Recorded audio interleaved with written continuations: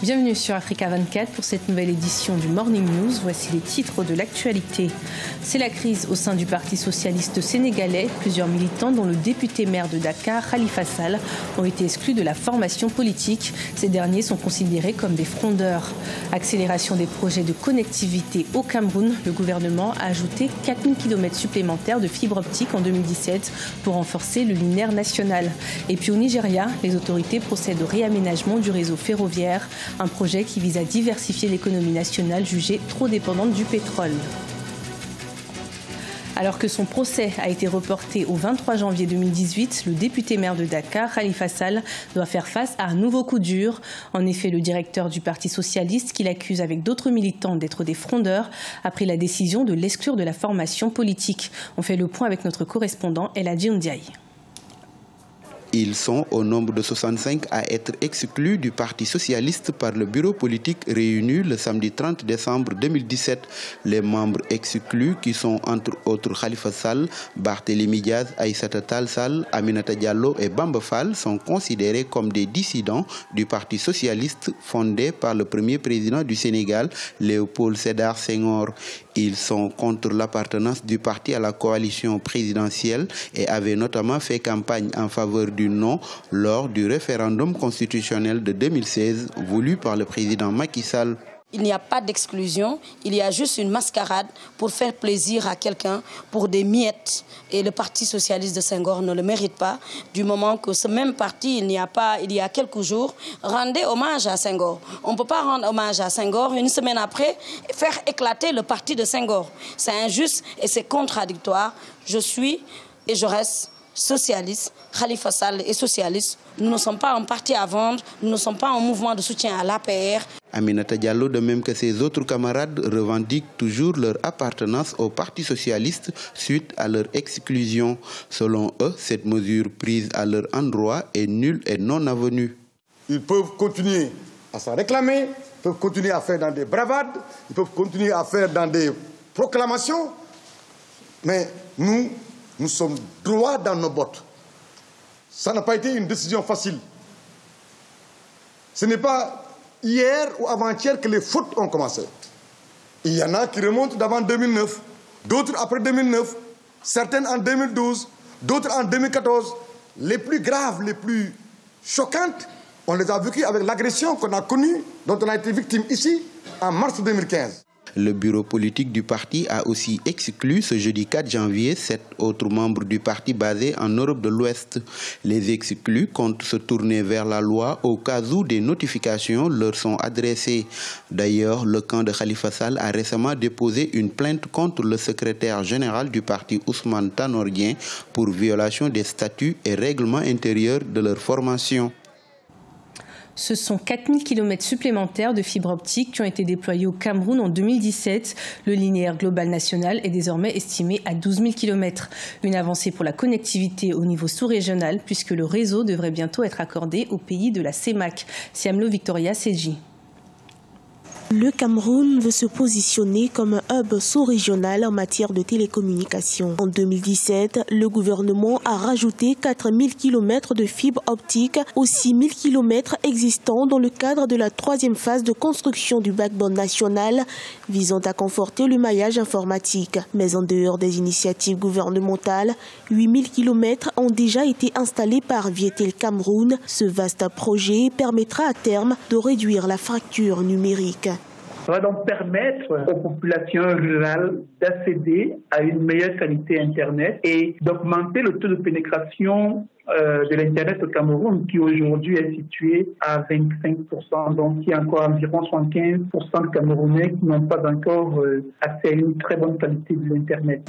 Internet deviendra sans doute un segment majeur de l'économie camerounaise. D'ici 2020, le gouvernement vise 20 000 km de fibres optiques et conduit en ce sens un projet de déploiement du premier câble sous-marin reliant l'Afrique à l'Amérique latine. L'initiative est censée stimuler le secteur en améliorant sa compétitivité à l'échelle internationale. Le Cameroun est l'un des pays en Afrique centrale qui a accès à 3 câbles sous-marins internationaux. La disposition de ces infrastructures de fibre optique-là va à coup sûr accélérer le développement de l'économie numérique au Cameroun. Vous avez par exemple le développement de l'écosystème des startups. Au Cameroun, le nombre d'internautes a grimpé, passant de moins de 1 million en 2000 à plus de 5 millions en 2017. En 2016, le ministère des Télécoms enregistrait 2000 projets TIC. Pour des experts, le numérique pourrait radicalement changer le visage économique du Cameroun. Toutefois, des obstacles sont à franchir. Pour eux, il faut davantage faciliter le climat des affaires, investir dans l'éducation de la jeunesse et sponsoriser des solutions numériques porteuses de croissance et créatrices de richesse. Au Nigeria, les autorités multiplient les initiatives pour la diversification de l'économie, jugée trop dépendante du pétrole, afin d'optimiser le transport des marchandises à l'intérieur du pays et vers les ports maritimes. Un projet d'actualisation du réseau ferroviaire a été mis en place. Des explications avec Deo Gracias Podo. Le président Muhammadu Buhari a réceptionné jeudi 4 janvier 2018 de nouveaux véhicules pour la ligne ferroviaire Kaduna-Abuja à la gare de Rigaza à Kaduna. Il s'agit de 10 nouveaux autocars et de 2 nouvelles locomotives qui devraient permettre de réduire le stress des passagers, de plus en plus nombreux, et qui submergent les installations existantes. Le chef de l'État nigérian a réitéré la détermination de son administration à mettre en œuvre avec vigueur le plan directeur des chemins de fer de 25 ans du gouvernement fédéral en vue de transformer le transport ferroviaire au Nigeria. Pour un pays vaste comme le Nigeria, pour que toutes les capitales régionales puissent être connectées, et qu'il y ait une circulation des marchandises, je pense que c'est une bonne initiative de connecter ces différentes régions. Le problème de l'entretien est un second volet sur lequel il faut s'appuyer, encourager la construction et insister sur le fait que ça ne va pas être optimum si les réseaux routiers et ferroviaires ne sont pas entretenus. Le gouvernement nigérian compte investir près de 40 milliards de dollars dans la modernisation de son réseau ferroviaire, un budget dont la moitié sera prise en charge par la Chine. L'objectif est d'assurer les bases de la diversification économique voulue par les autorités et qui est largement freinée par l'état déplorable du réseau routier. Le Nigeria compte dépasser son handicap en matière de transport de marchandises qui ne dépasse pas les 15 000 tonnes métriques depuis 2005 contre 3 millions de tonnes métriques 4 décennies plus tôt. Une régression qui s'explique par l'absence de maintenance du réseau routier et ferroviaire. L'Afrique a été bloquée dans son développement, même des grands pays comme le Nigeria, à cause du manque de communication. D'abord à l'intérieur du pays et entre le pays et les pays voisins. Et tant que nous pouvons avoir des investissements de la part des Chinois pour pouvoir amorcer notre développement, je pense que c'est une bonne chose. Parce qu'en matière d'investissement étranger, figurez-vous qu'il n'y a pas de philanthropie. Les autorités nigériennes comptent investir 16 milliards de dollars pour assurer la liaison ferroviaire entre toutes les capitales des États qui constituent le pays. Un réseau qui devrait s'étendre jusqu'à la ville de Maradi, au Niger. Le projet est ambitieux et devrait être exécuté grâce à un partenariat public-privé. Toujours au Nigeria, les personnes ayant fui l'occupation et les exactions du groupe terroriste Boko Haram dans le nord du pays souhaitent désormais retourner sur leurs terres. Bien que le fléau du terrorisme n'ait pas encore été définitivement éradiqué de la région, il serait plus de 20 000 déplacés à garder cet espoir. Des détails avec Vina Nodin.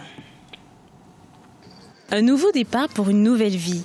C'est le souhait des personnes déplacées au Nigeria. En 2014, les insurgés de Boko Haram ont occupé de nombreuses villes et villages du nord-est du pays, faisant fuir près d'1 million de personnes. Au cœur de la capitale, Abuja, le camp Kujigoro accueille aujourd'hui près de 1500 personnes originaires du village de l'État de Borno. John, 29 ans, réside dans ce camp depuis 3 ans avec sa famille. Il étudiait la médecine avant que son village ne soit insurgé par Boko Haram. Sans emploi à son arrivée à Abuja, John a ouvert sa pharmacie depuis 1 an. Mon plus grand désir pour l'année 2018 est de rentrer à mon village. Mais si je ne peux vraiment pas rentrer chez moi, j'essayerai avec la grâce de Dieu de faire de mon mieux pour agrandir ma pharmacie.